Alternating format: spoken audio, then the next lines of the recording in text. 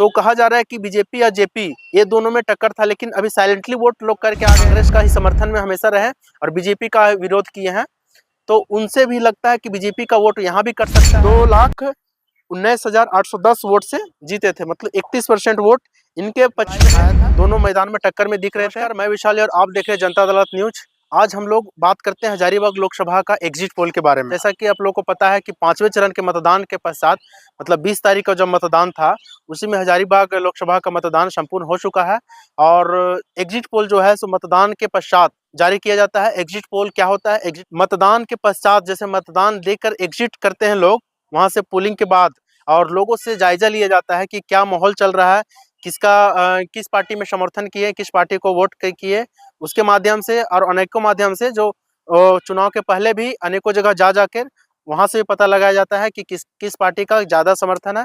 तो जैसा कि हम लोग जनमत के माध्यम से जो राय लिए थे इलेक्शन के पहले, मतदान के पहले, अगर बात करें हजारीबाग लोकसभा का, तो हजारीबाग लोकसभा के अंतर्गत 5 विधानसभा है।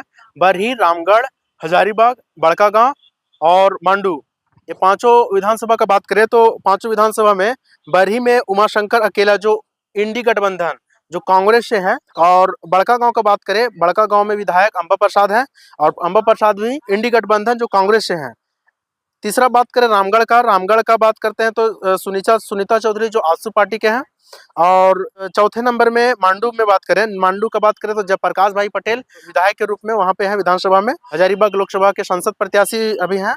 और पांचवा बात करें हजारीबाग का, तो हजारीबाग मनीष जायसवाल यहाँ के हजारीबाग विधानसभा के विधायक और बीजेपी से हैं, और बीजेपी से लोकसभा सांसद प्रत्याशी भी हैं। तो हम बात करें कि एग्जिट पोल की बात करते हैं, तो एग्जिट पोल में जैसे ऑफलाइन के माध्यम से और ऑनलाइन के माध्यम से, दो माध्यम से हम लोग को एग्जिट पोल के बारे में पता चलता है। जनसंपर्क के माध्यम से लोगों से जानकारी लिए और चुनावी का जायजा लिए कि चुनाव का क्या माहौल चल रहा है। तो उसमें ऑफलाइन के माध्यम से ज्यादातर जहां तक पता चला है, अगर बड़कागांव विधायक अंबा प्रसाद है, लेकिन फिर भी ज्यादातर लोग बीजेपी समर्थक ही दिखे। और बीजेपी और साथ में जयप्रकाश भाई पटेल, दोनों का लड़ाई में, दोनों मैदान में टक्कर में दिख रहे थे। और अभी जैसा कि हम लोग देख रहे हैं, अब देखने से मतदान के बाद का पता चलता है ऑनलाइन के माध्यम से, तो लोग ज्यादातर जयराम महतो और जेबी केसेस को समर्थन किए। और हजारीबाग में संजय मेहता उम्मीदवार है, निर्दलीय उम्मीदवार, और उनका भी समर्थक देखे कि मतलब लोग साइलेंटली वोट करके आ गए जेबी केसेस को।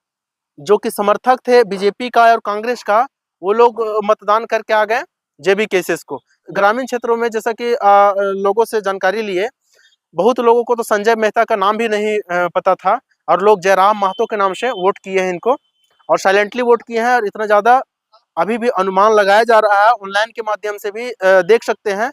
कई वीडियो भी पोस्ट किए, पिछला वीडियो भी, उस सारा वीडियो में कमेंट के रूप में भी देखा गया कि जेबी केसेस का समर्थन हजारीबाग में भी ज्यादातर मिल रहा है। हजारीबाग का, तो हजारीबाग जैसे 3 बार से बीजेपी का गढ़ रहा है हजारीबाग। 2009 का अगर बात करें हम, तो 2009 में यशवंत सिन्हा खड़ा थे, और ये 2,19,810 वोट से जीते थे, मतलब 31% वोट इनके पक्ष में आया था। और इनके जो अपोजिट वाले थे, अपोजिट जो कांग्रेस पार्टी से थे, सौरभ नारायण सिंह, उनको वोट आया था, उनको कुल वोट्स आया था 1,79,646 वोट, जो कि 26% मतदान उनके पक्ष में था। तो उसके बाद बात करते हैं 2014 के।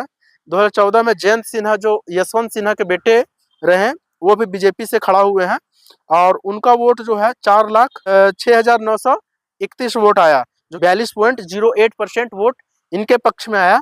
और इनके अपोजिट जो थे कांग्रेस से सौरभ नारायण सिंह ही, और उनको वोट्स आया है 2,47,803 वोट्स, जो कि 25.62% वोट रहा है। अब हम बात करते हैं 2019 का, जो पिछले लोकसभा का चुनाव का बात करते हैं। तो हजारीबाग में जयंत सिन्हा ही उम्मीदवार थे बीजेपी से, और उनको कुल वोट्स आए थे 7,28,798 वोट्स, जो कि पूरे लोकसभा में 67.42% वोट इनके पक्ष में ही आया। और इनके अपोजिट थे कांग्रेस के गोपाल प्रसाद साहू, जिनको वोट्स आए थे 2,49,250, जो कि 23.06% था। अब हम बात करते हैं अभी जो यशवंत सिन्हा और जयंत सिन्हा को इस बार बीजेपी का टिकट नहीं मिला, इसके लिए भी नाराजगी उन्होंने जताया। और उनके पिता जो थे यशवंत सिन्हा, वो भी देखा जा रहा था कि ज़्यादातर कांग्रेस का ही समर्थन में हमेशा रहे और बीजेपी का विरोध किए हैं। तो उनसे भी लगता है कि बीजेपी का वोट यहाँ भी कट सकता है।